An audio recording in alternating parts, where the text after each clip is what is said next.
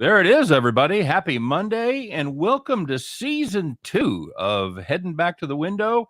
Although we could have a new name here pretty soon. We've been talking about changing the name of the show with our rebrand here. So, welcome to the show. Welcome to Season 2. I am your host, Scott Steen, lead handicapper at winnersandwhiners.com. And I'm your co-host, Scott Rochelle, senior handicapper over winnersandwhiners.com. And together, we do this each and every day, 3 p.m. Eastern, 2 p.m. Central. We are now part of the Max Wager Network, Scott. Is that official? MWN. I think that's official as of today. If I'm reading my email chains correctly, I believe we are officially part of the MWN today. We've kind of merged with some folks over at Winners and over at Picks and Parlays. And adding some new content and doing some cross promotion. We'll be on Allie's show tomorrow night if you watch her Allie on Picks and Parlays. And of course, we thank her for stopping by Friday. I think she's going to be our regular Friday guest as well, so that'll be fun. Cool. Greetings to everybody that's out there. JC Stone in the house. Jefferson C. What's up, Jefferson? Nice to see you here. It's good to be here. How would your weekend go, sir? It was definitely up and down, mostly up, but it was really, really good. It was going to be one of my best weekends I've ever had. And then the NASCAR race happened. And you had that caution with about 2 laps to go, which killed my matchup prop with Truex against Byron. I also had Larson to win. I had Truex to win. I mean, hell, we had the same 3 drivers in our actual video. But both of them had shots to win it. I don't think Truex would have gotten there. It looked like he had a chance and he wasn't going to catch Busch. Dialed in. But Larson was leading with about 2 turns to go. You have the best driver on the entire circuit with two turns to go. You like your chances. Didn't work out. So NASCAR, I'd say hurt, but it was still mostly positive. You? Yep. No. Well, I was obviously on a lot of the same NASCAR picks you were. This was a weekend of everything I had loses by 1.5 or in overtime. So just not fantastic. JC Stone said the caution flag bent me over. Yep, absolutely. Yeah. Tim Earl in the house. What up, Tim? Good to see you. Who's the one who it was Jones who spun out? Yeah, it was Jones. It just locked up on him. He couldn't do anything. Couldn't keep it on the apron at all. So, Towson or the Blue Hens, we're jumping right into it, man. So Big X in the house. What's up? 1777 memorabilia. All right, let's do one here before we get started on our regular segment, Scott. Got Towson against Delaware tonight. That's going to be the first game on your sheet, 871, 872. Towson State, we all know about their defense, play very good defense. As far as what they did during the season, they met twice. Towson took both of them, scored 69 in each. They win by 12 once, and they win by 7 the other time. Where you check in on this, buddy? I'm kind of biased, but I've liked Towson for pretty much the entire year. Of course, they're not Wilmington. They didn't cover almost every game for about a month and a half straight. Right. But Towson's been a very solid team. I truly have not seen much of Delaware this season, so I have to plead ignorance on them, but I like the under. It opened up at 139. It's down to 137. You talked about the first 2 regular season meetings, and each of them barely reached 130. The total sounds way too high to me. I like the under. Okay. All right. Yeah, I would be interested in a Delaware team total under as well. I like Towson there. It's the old, we had Zodwick hit us up on Twitter yesterday about the can't beat a team 3 times. What do you say? 7 out of 9 times over the weekend. They beat them the 3rd time. Yeah. If you're better than the team for 2 times, a good chance you're going to be better. I don't know if he said that or if he said that the meetings today involved the team beating the other team twice in the regular season. I think he was talking about today's slate. Okay, well, it could be. Brandon Kubas says, happy Monday, fellow. Another positive week in the books. Very nice, Brandon. Congratulations. JC Stewart, not a big Larson fan, Scott. I mean, my bankroll was until he didn't win, but you're in a spot where you get the best driver, and with half a lap to go, you got to like your chances. Hey, and it didn't happen. I'm not going to dinner with him. I just want to make money off of him. That's it, man. Pretty much. All right, so let's get to started, Scott. We got a lot to talk about today. Of course, conference tournaments really getting into full swing. We've kind of had the kind of had the opener and the features, and now we're going to start getting some headlining acts. Of course, we're subjected to some bad basketball over the first couple of days here, but this should be a fun week. This is one of my favorite all-time weeks, Scott, when the wall-to-wall basketball during the day, and I'm a big fan of conference tournament week. Usually do pretty well, so we'll see if that holds true. Didn't hold true this weekend on some of the mid-majors, so let's see if it gets a little better here. Let's find out who else joined me in the Misery Island over the weekend. Let's find out who took it in the shorts and who took it to the bank. The winners, the whiners, you know who you are. People had to pick up their cell phone and call the cops. All right, so these are all going to be from Saturday, by the way. Sunday, the only really awful beat, and it wasn't even awful, but it was I had UMass Lowell plus points, and of course it goes to overtime, and overtime, not the friend of the underdog or the underbetter, Scott, and it certainly wasn't in that case as they lose by 8, did not cover, but Saturday there was some shenanigans, and we'll start off with the Big Orange. If you had the Syracuse money line against Miami, led by 7 points with 1:01 left. Miami closed the game on a 10-zippy run. No more points for you, Syracuse. The Orange lose outright by 3. Hey, Bayheims, call the cops. I actually watched that live. I saw the entire comeback there. I turned the game on. Syracuse is up by 12 with like 5 to go. They couldn't get an inbound pass in. Like, it was really, really bad. And yeah, Syracuse might not even make the NIT. But looking at Saturday again, this one was potentially the worst beat of the weekend. You had McNeese State +2 against Houston Baptist. If you had the over in that game, it went over by about, I don't even know, 100 and something points because the game landed about 280. Right. But you had 4 overtimes, and we have to backtrack to triple overtime because McNeese State trailed by 2 points with less than 2 seconds left. So in other words, you're going to be pushing to have the ball, whatever. They make a go-ahead 3-pointer with less than 1 second to go. So you basically automatically win or push. Except a team manager on the bench ran onto the court to give his player a hug.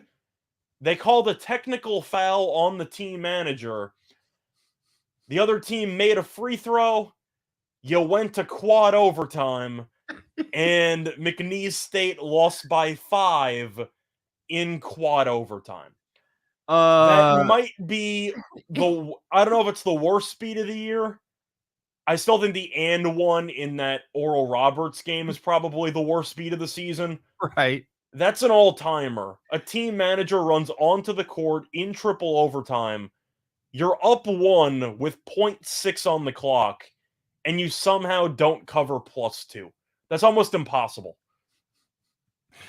I don't know if it's the worst beat, but it's certainly one of the most unusual ones to be certain about that. That's just it's like the dude for the Rams in street clothes that ran into the end zone to celebrate and got the flag. Mm-hmm. Although it had much more impact, obviously.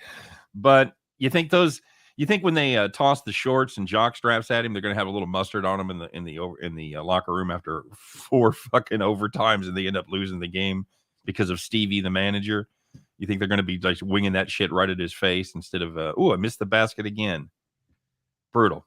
Unfortunately, somebody did have a photo on Twitter of the said team manager. Uh-oh. So some people might know who he is. I don't, but it's going to be tough to show your face on campus after that. Steve Bartman's like, well, not quite as bad, but I still don't even blame Bartman for what happened. Yeah, that's a separate story. It's a separate show. So, hey, heading to the Big 12, man.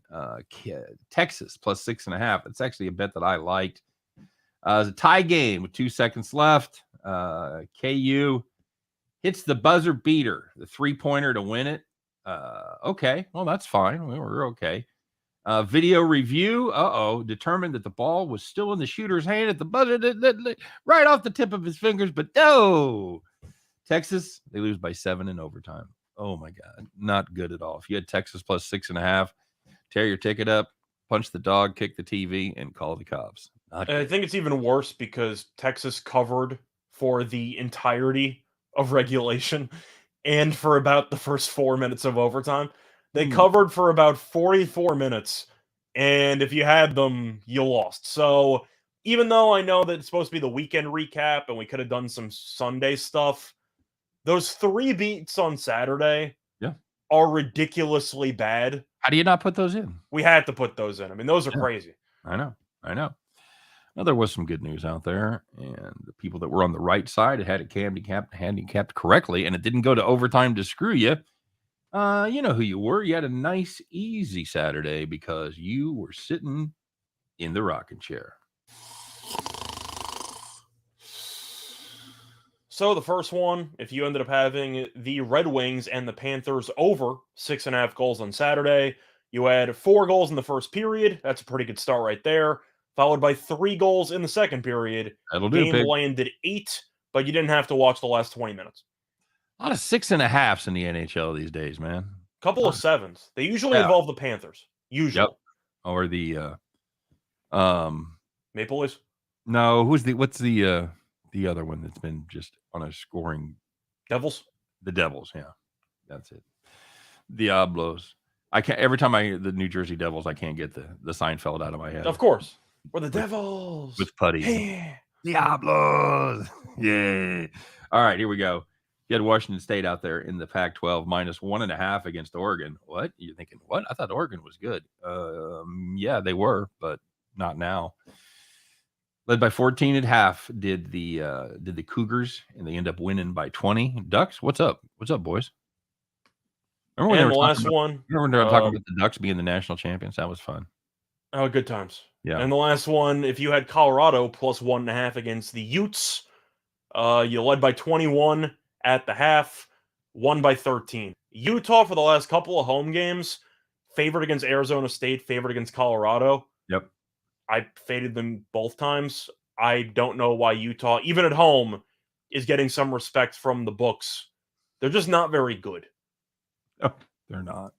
And Arizona State's been a good team, too. They won again over the weekend. But yep.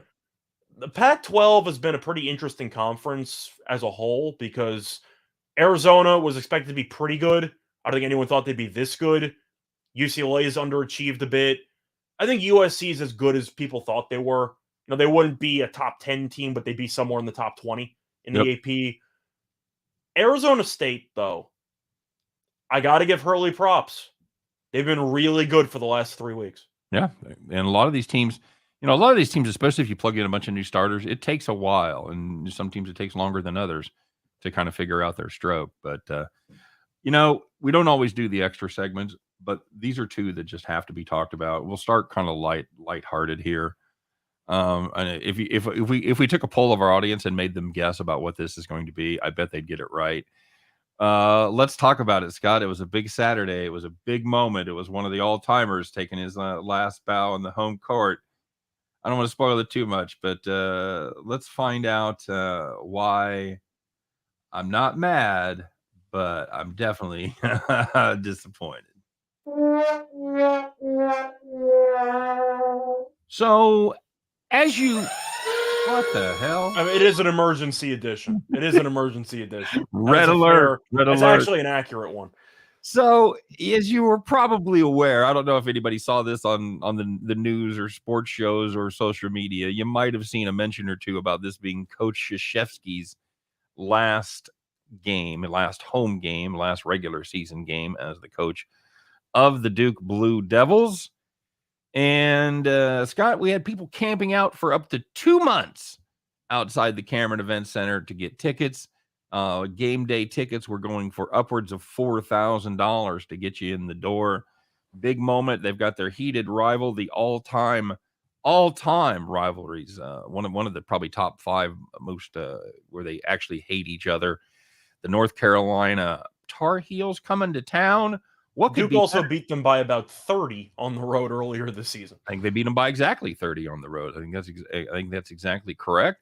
And of course, the place is going nuts, living up to its name of the Cameron Crazies. Duke gets off to a fast start, have a big double-digit lead there in the second half. Everything is going perfectly according to script.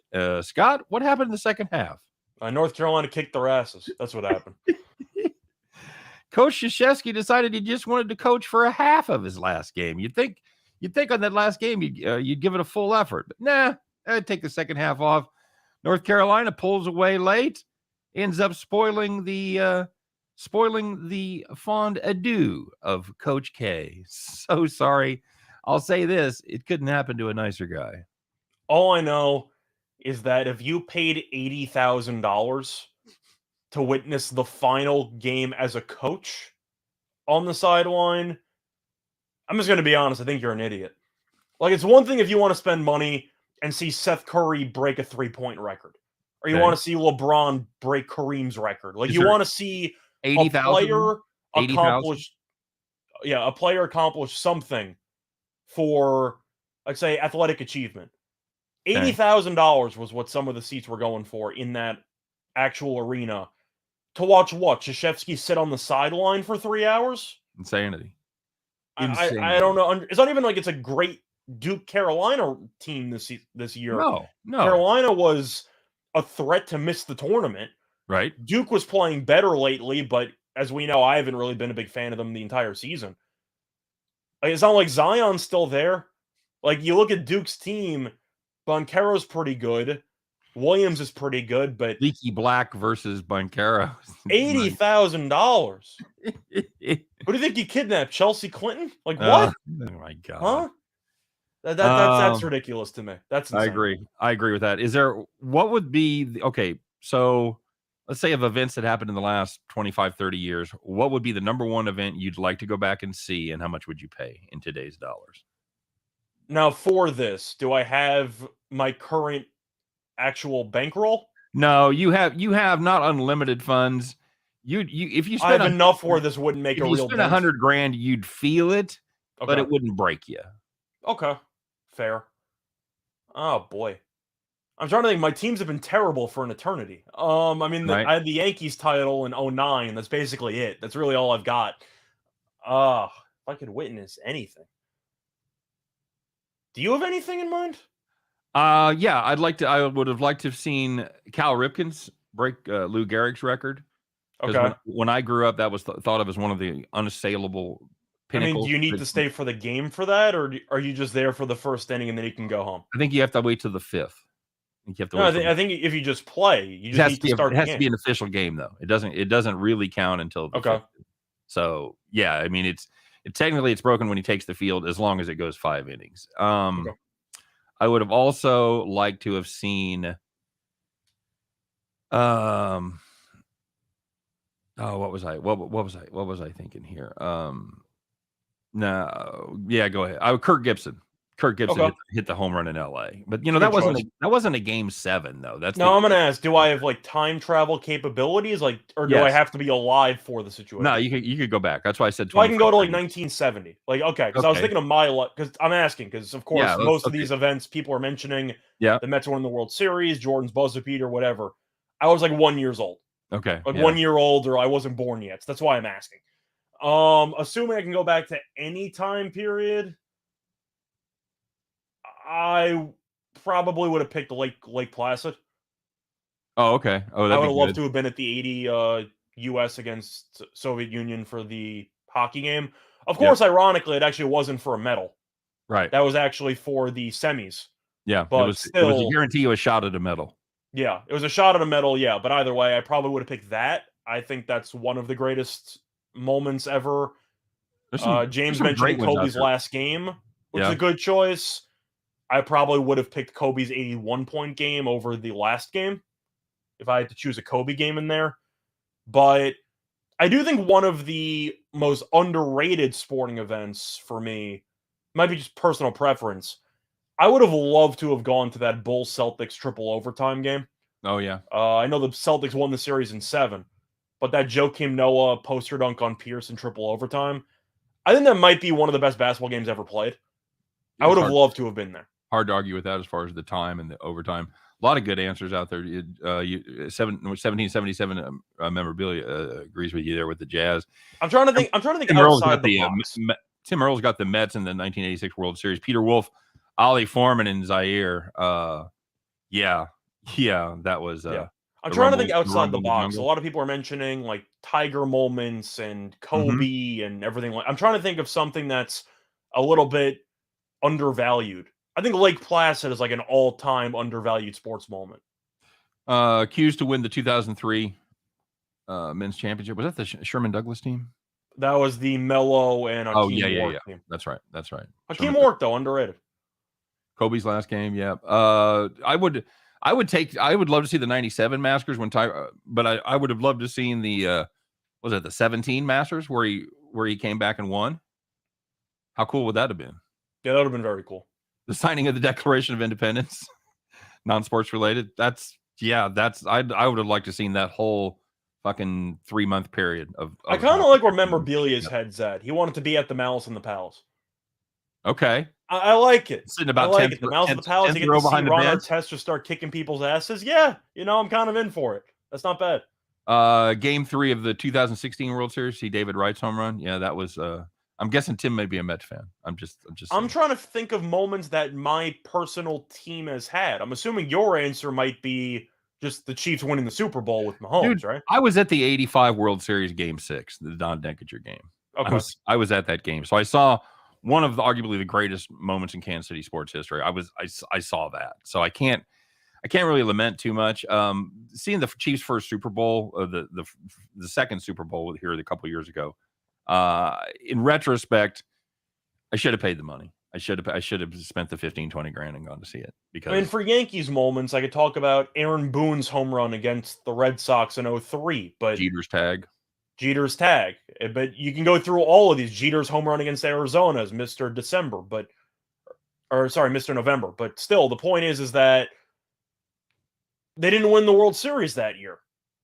Right. In either of them. So it really depends on how you look at it. Like, I do think that even though the Boone home run is legendary and the Jeter tag and the Jeter home run against Byung Kim happened the same year in 2001, if you don't win the championship, then isn't some of that experience kind of tainted to some degree? Sure.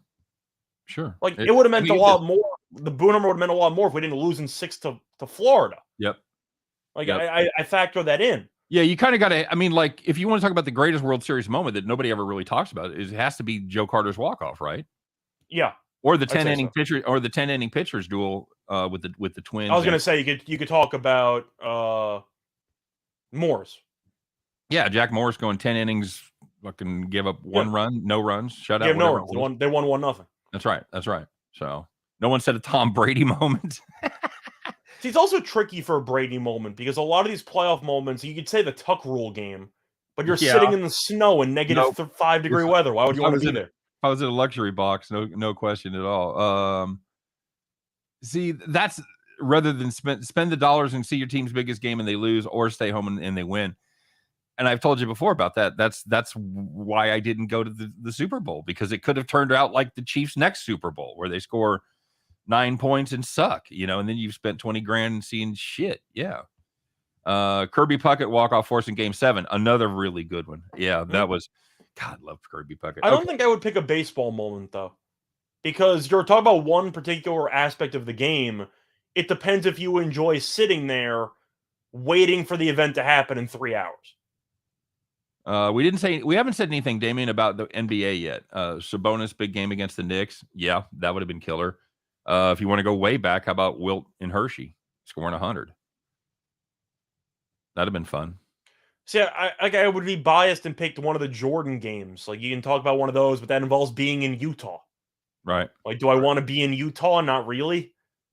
Like, I'm being honest. Like, I'm trying to factor everything in, and it's just like, there's a lot of games or a lot of moments you can talk about. You can even mention a UFC fight here and there, but right.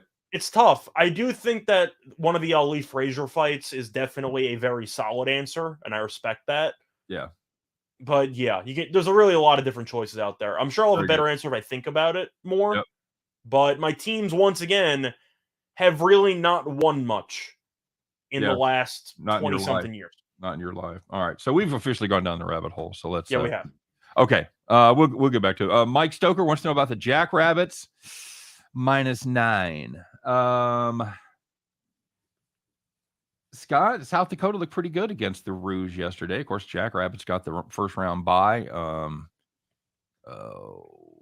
gonna talk about that game later. But as for a spread, I don't mind it. They killed them in the regular season twice. I think that it's really a tough call because you're in a neutral, and it's not even just an actual conference rivalry, it's an in-state rivalry because it's South Dakota versus South Dakota. But for me, in South Dakota, I'm a big fan of this Jackrabbits team, so I'm kind of biased. Okay. Willis Reed coming out of the tunnel. Yeah, I was thinking that. I was wondering if anybody was going to say it. Absolutely. So it's we've got some of the lesser games getting started in the conference tournaments tonight, Scott. Of course, you got the West Coast Conference in play there. Zags, that line's gone from 13 to 14.5 against the Dons. Is Gonzaga going to hit the gas here in the postseason? They should, especially after losing to St. Mary's in one Was of that their a last wake? regular Was that a season wake up? games. Was that a wake up call for them?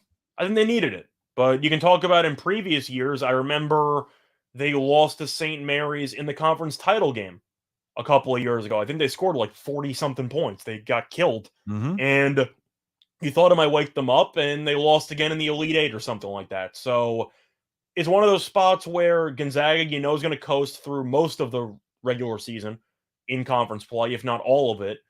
I think it's a good wake-up call pre-conference tournament, but it once again sums up why I'm not going to bet this team to win the title.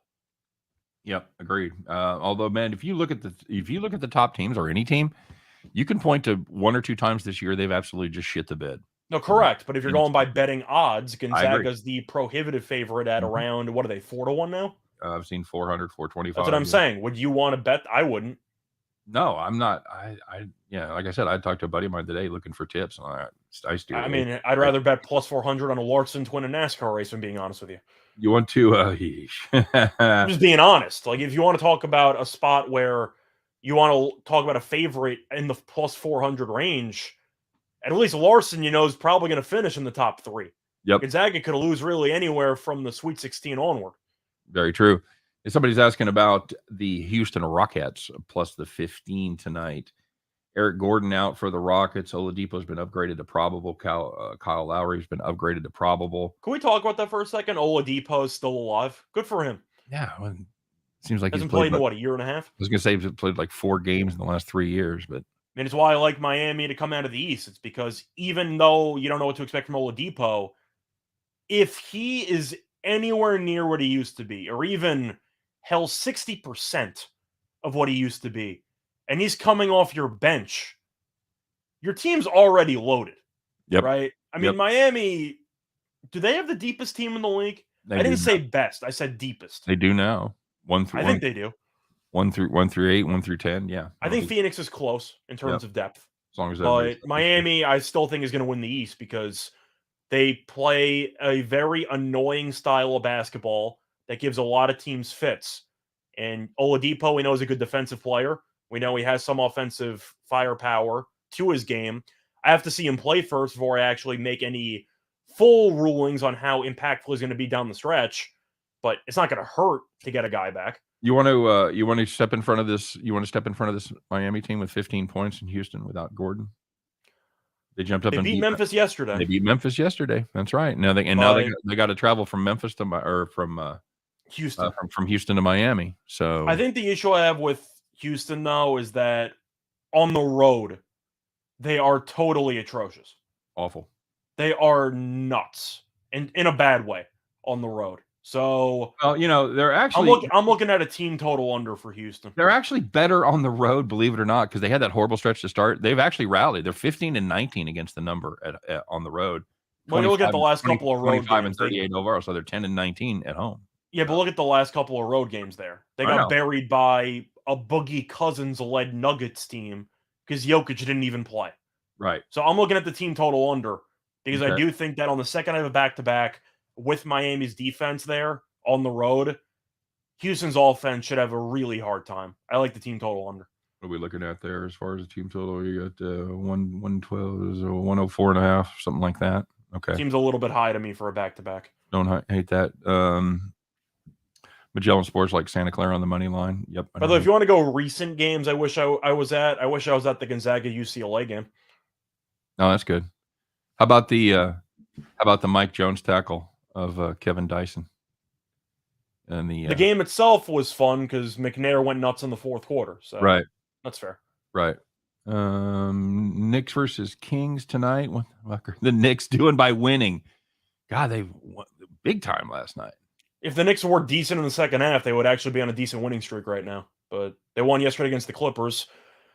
I actually like the Knicks tonight just because the Sacramento team can't even beat a Mavericks team with no Luka and a double-digit lead in the second half. Yeah. What are you doing? I can't lay points with the Kings here. Can you? Oh, which team shows up? Is it first half team or second half team? If that's the point, though. The Knicks, the first half team to show up for the full game, they blow them out. But the Knicks actually are. I don't want to say consistent because that would imply that they don't win many games because they obviously don't. But the Kings just are so much worse than they are on paper. I'm not laying with the Kings on the road. Like, that's a surefire way to lose money over the course of a season. It's either Knicks or pass. Okay. Well, I'd say that with a heavy lean towards pass. I like Knicks first half, though. They've been a very good first half team. Fair enough. James S. says, I'm on Arizona to make the Final Four, and you like Fort Wayne to win the tournament. We talked about that Fort Wayne team before the tournament. We mentioned them pre-tournament. I know we were looking at originally Oakland we thought about, but I'm pretty sure we kind of fell off on Oakland a little bit. Yep. I liked IPFW for the value. Yep, absolutely. Were they catching 2? Is that still 2? I believe so. Yeah. It's either 2 or 2.5 now. Scott Noack has Santa Clara plus the 5. Yeah, that's. I was looking at the under. The regular season meetings wouldn't exactly agree with it, right. But I have seen some under money coming in. It's St. Mary's on a neutral. I'm not taking the over with St. Mary's being involved. Like that, I'm just not going to do that. First half under maybe. But the thing is, Santa Clara looked really good offensively against Portland. They play up tempo as well. St. Mary's, we know, just wants to make paint dry. They want to watch paint dry. I mean, there's no other way to describe them play. If they played North Texas, first team to 40 wins. It's a matter of, do I think either of these teams are going to get to 70? And I don't. So I'm looking at the under. Yep. I think you got to. Lakers and Spurs over 234.5. I have a play today on the game. I got a player prop on LeBron. It's either over or pass. I was going to wait on the total to see if DeJounte Murray was going to play or not because he was questionable this morning. It seems like he is active. San Antonio will be missing a player or two. Most likely, it seems like Lonnie Walker and Vassell are both going to be out. But the Knicks don't guard anybody. The Spurs definitely don't guard anybody. Each team ranks top 6 in pace. I think it's going to go over. So I like the over in that spot. You? Okay.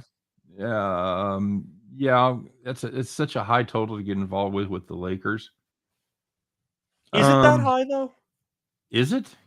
Well, I don't think it is. It's the I'm looking. It's definitely the highest total they've played in the last 20 games. I'm looking to see for the Lakers when the last time they had a total in the 230s. And it's not even know it's a matter of what the total was or where it landed. I mean, that Golden State game flew over, but San Antonio can't guard anybody. And I know for a fact the Lakers can't guard anybody either. But you look at the regular season meeting earlier, the Spurs killed them a couple of months ago in the Staples Center. Yep. They played 3 times. I mean, the last game was 138-110. Yep. The second game landed 220. And the first game landed 246. So 2 of the first 3 meetings have landed 246 or higher. So you've averaged 235 basically for those 3 games. 240. Yeah, with one massive outlier to an under. So I'm going to look at the over. Okay. All right. Bruins versus Kings over. Blue Jackets versus Maple Leafs. Nuggets versus Golden State. Daryl's looking for an overwhelming day. So let's start with the Golden State game, then we'll take a look at the two hockey games there. There's a 0% chance I'm taking the over in this game. 0. With everybody's out for Golden State. Everyone's out for Golden State, and Denver's off an overtime game against New Orleans. I'm not taking an over. There's no way I can take an over in that spot. Just a quick reminder: who is out? Iguodala is out. Thompson's out. Wiggins is out. Curry is out. Draymond is still out. They're not even out. And They didn't travel. Peyton is They're not out. even there. Yeah. Well, Wiggins and Curry and Thompson did not travel. I think. Yeah. And the rest of them are injured. Yeah. Correct. Whatever.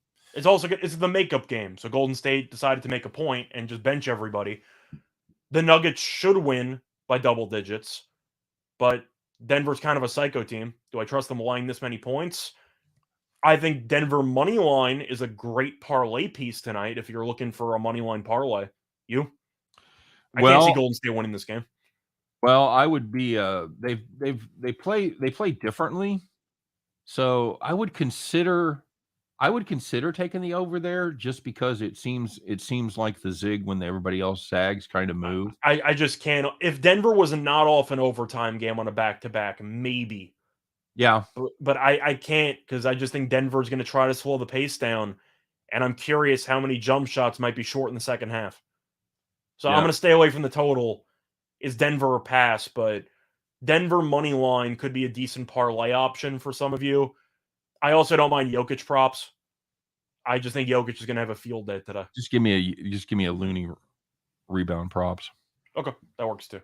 What else is the Bruins versus Kings? Over. Scott, what's your thoughts?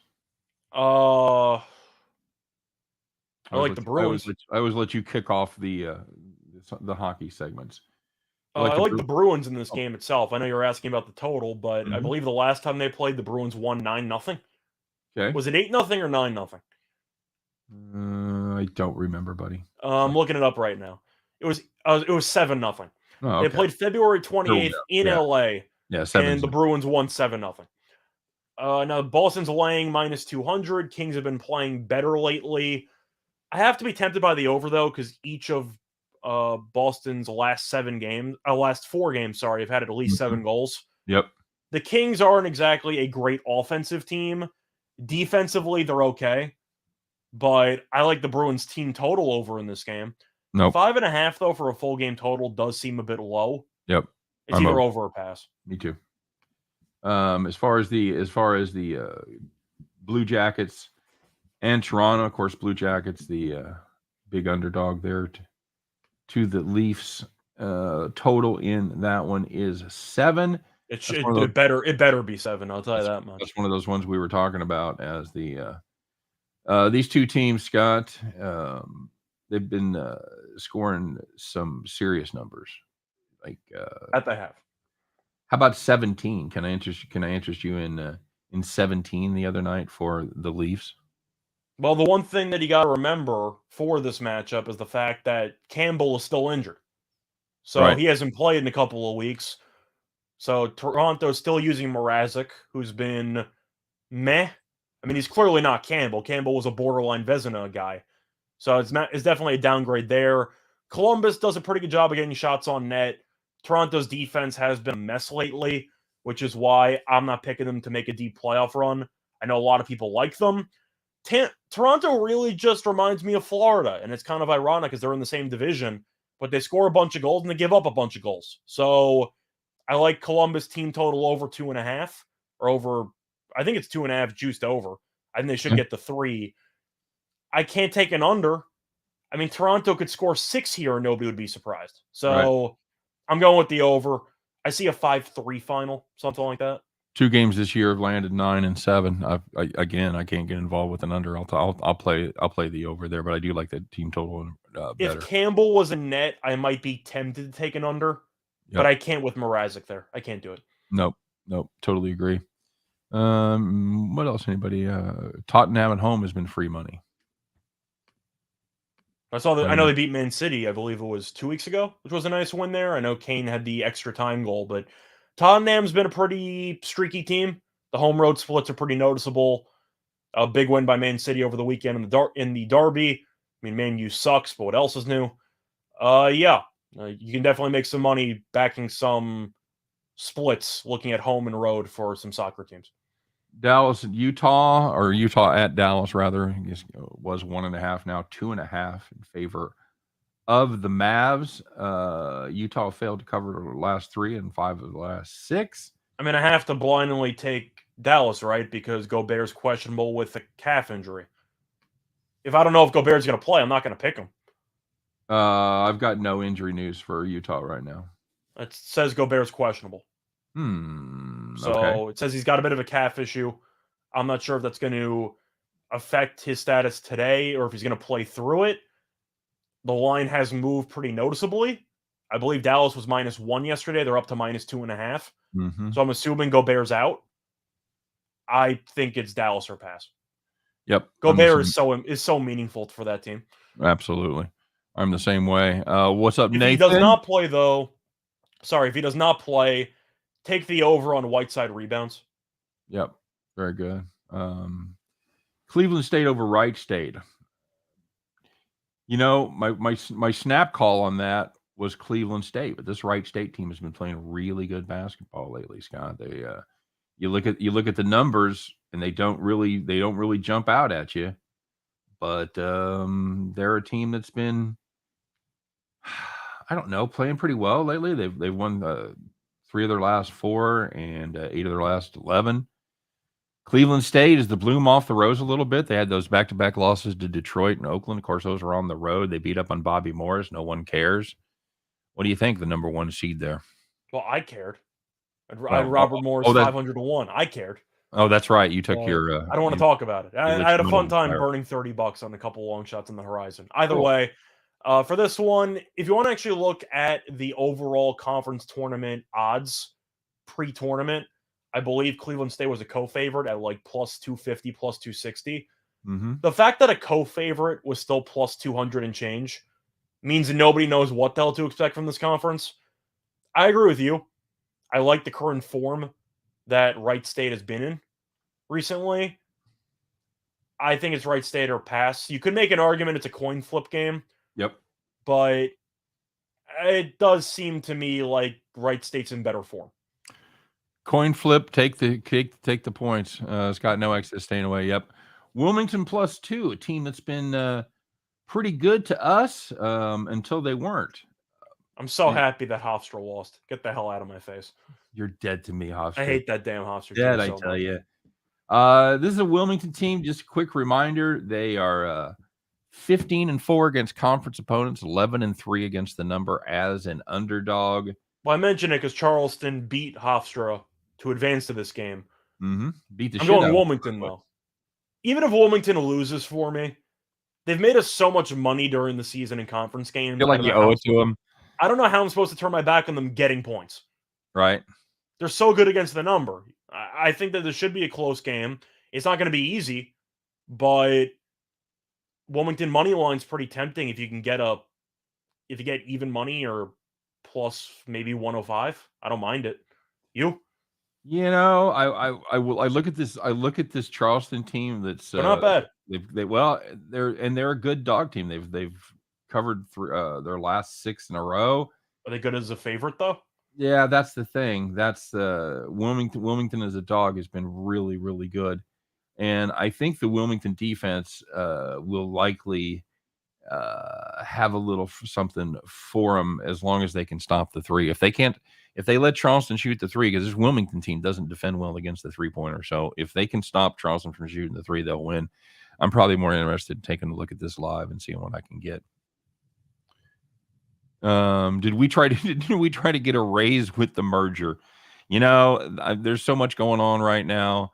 I'm sure they look at our show and watch the incredible quality that we put out every day, and I'm sure they've just having meetings nonstop about not just if we're getting rid, how much it's going to be. So, in the words of the government, in the words of Forrest Gump, the government must have kept that money because I ain't seen a nickel. But so yeah, the answer is as of right now, no. We'll see how it all. We'll see what happens, but as of right now, no. You know what? I have no beefs. They've been pretty damn. I don't have any beefs either. I was just answering the question. So, yeah, it's cool. You ready, buddy? Oh, Chattanooga one more time on the mock, Scott, and then we'll do Chattanooga's a team that has been just the entire conference has been pretty quiet. But I mentioned how Wilmington's been good to us. I really like Furman, man. I mean, they've been good to us too this season They because have. they just seem to walk into 80 points all the time. Now, Chattanooga's a great defensive team, so they should try to control the pace. If they willingly get into a track meet with Furman, they're just stupid because Yep. they shouldn't try to do that. But I kind of like Furman here. I'm biased, but I kind of like Furman. Yep. I don't know who would win though between a mock and a paladin, which is kind of the tricky question. You? That is a trick. Thanks for throwing it to me. I don't know who would win between a mock and a paladin. Scott, what do you think? I think I'm going with the paladin, but I'm gonna ask you what you think. I think Furman can shoot the ball from downtown, and they shoot a shit ton of deep balls. This will be a fun game to watch. Can the Mocs shut down the 3-point game? Well, they were able to do that twice this season. They beat them twice and covered once. So last time they played at Furman, Furman was a 4-point chalk. Got beat outright by 6 by the Moccasins. And they held Furman by the moccasins. What's that? You said by the moccasins? Yeah. What is that? What? Is that the full name there? I thought they just go by mocks. No, the moccasins. Really? Yeah. Okay, cool. Right? The snake? I'm assuming so. I don't know. Okay. All right. But check this out, buddy. Furman shot 17.4% from downtown. The Mocs shot 15%. So, fuck. Clang, clang, clang goes the rim. Okay. I'm biased. I mean, I'm rooting for Furman because they've made us some money this year. But all right, I think Chattanooga's the better team. Yeah, I do too. Give me the defense in the tournament. I hate to do it. I think it's correlated though. Like I don't mind Chattanooga in the under if you want to go for a correlated parlay, because if it turns into a fast-paced game, that has to benefit Furman. Yep, agreed. Georgia State, somebody asked about. We both like Georgia State. We talked about that before the show. I was not expecting Louisiana to make it to the title game. Right. Good for them. I still don't think they're very good. Georgia State was a team that was awful for most of the year. But then we noticed in the back half of conference play, it seemed like they really found their groove. Yep. So I think Georgia State's actually better than the record indicates. I like the Panthers. They're good.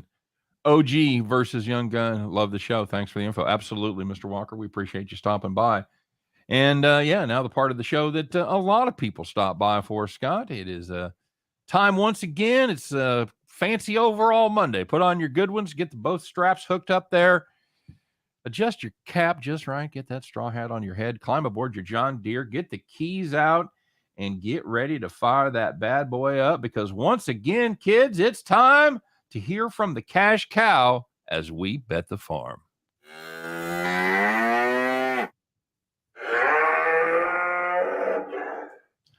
All right, very good, Scott. I know we did have a bet the farm play for Friday night. How'd that go? We had the under in the Ohio-Northern Illinois game, and it went under. Cue the banjos!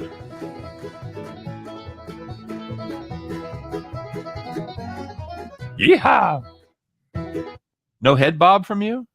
No, I was distracted because according to Twitter, Calvin Ridley just got suspended for a year because he was betting on football games. So I was distracted.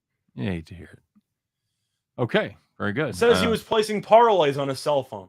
So shout out to him. I should have been putting him on the college basketball. I'm wondering where he was living, though. Does Georgia have legal sports betting? I don't think so. If he likes to bet online, then maybe he was placing some parlays, but perhaps. I don't really know how he gets caught from that. Is that so? He stepped away from football because of mental issues, and then he ended up gambling on the rest of the season? Not good. Maybe he was taking some beats. Maybe, speaking of correlated parlays. Interesting. Anyway. Okay. All right. Well, we mentioned it. We did a little tease earlier as we talked about this team. And it is the South Dakota State Jackrabbits. We're going to play the Jacks tonight. If you don't like to watch them, you should at least like to say their name, the Jacks. We're going to take their team total over 80.5. Now, South Dakota State, they like to run and they like to gun. I like to kick and punch and kick. I'm 50. Sorry, I just get weird things that distract me. Anywho, away from the shiny object, South Dakota State averaging 87.2 points per game. Second only to who, Scott? Gonzaga. That's right. Of course, South Dakota State scored 82 points or better in 7 of their last 8 games. Jackrabbits have scored at least 84 points in both of the regular season meetings between these two teams. And can South Dakota play any defense, you might ask? Well, according to Ken Palm, they rank 255th in defensive efficiency. This one should be fun to watch, and it should be fun to cash those tickets as you get yourself down on South Dakota State team total over 80.5. That's going to do it for our Bet the Farm play. Any thoughts on that? The game's pretty interesting because the total has dropped by about 4 points for the full game. I think that mostly has to do with people questioning South Dakota's ability to score. Yep. So we're going to take them out of the equation. Yep. I still lean to the over in the game, but the fact that South Dakota offensively has had issues against the South Dakota State defense makes me want to just take South Dakota State team total over. Yep, that number's down a little bit today. We're going to buy the dip. Buy the dip, as the crypto bros say, right, Scott?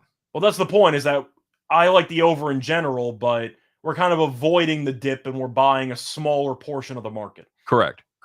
Very good. So take the Jackrabbits team total over 80.5. That's going to do it for the farm. That's going to do it for day 1 of season 2 here on Monday. We appreciate you guys stopping by to watch us, of course. Don't forget, every single day we do this 3 p.m. Eastern, 2 p.m. Central.